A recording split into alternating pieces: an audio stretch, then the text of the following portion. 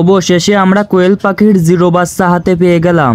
মাশাআল্লাহ, কোয়েল পাখির বাচ্চাগুলো দেখলেই মন জুড়িয়ে যায়। হ্যালো ভিউয়ার্স, আসসালামু আলাইকুম। আশা করি সবাই ভালো আছেন। আলহামদুলিল্লাহ, আমিও অনেক ভালো আছি। সো ভিউয়ার্স, নতুন একটা ভিডিওতে আপনাদের সবাইকে স্বাগতম। কয়েকদিন আগে আমরা কয়েকটা কোয়েল পাখির জিরো বাচ্চা অর্ডার করেছিলাম অনলাইন থেকে।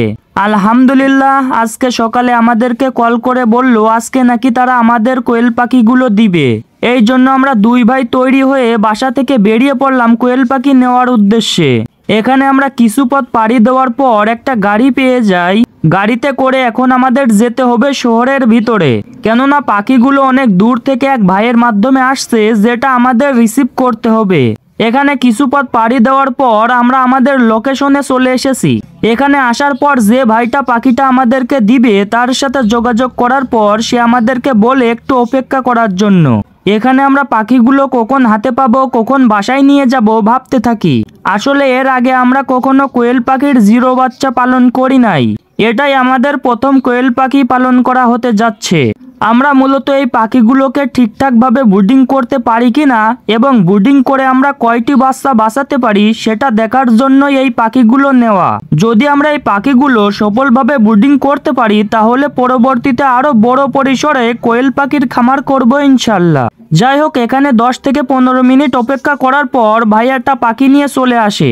এখানে পাখিগুলো দেখে মনে হচ্ছিল আমরা সব পাখিই নিয়ে যাই, তবে আমাদের যেহেতু এমন ছোট পাখি পালন করার কোনো অভিজ্ঞতা নেই, তাই জন্য এত পাখি নেওয়া হয় নাই।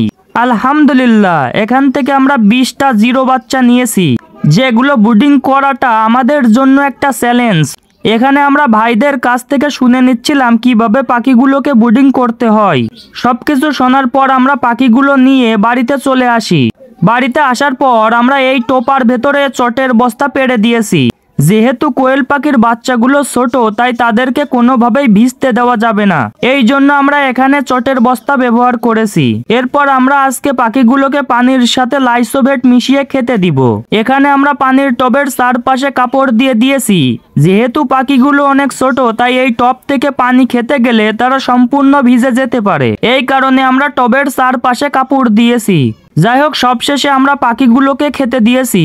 যেহেতু বর্তমানে দিনের বেলাতে প্রচুর গরম পড়ছে, এই জন্য আমরা দিনের বেলাতে কারেন্টের বাল্ব ব্যবহার করি নাই। রাতে পাখিগুলোকে কারেন্টের বাল্ব দিয়ে তাপ দিব ইনশাল্লাহ। সবশেষে একটা কথাই বলতে চাই, সবাই আমাদের জন্য দোয়া করবেন যেন আমরা সুস্থভাবে এই কোয়েল পাখির বাচ্চাগুলোকে ব্রুডিং করতে পারি।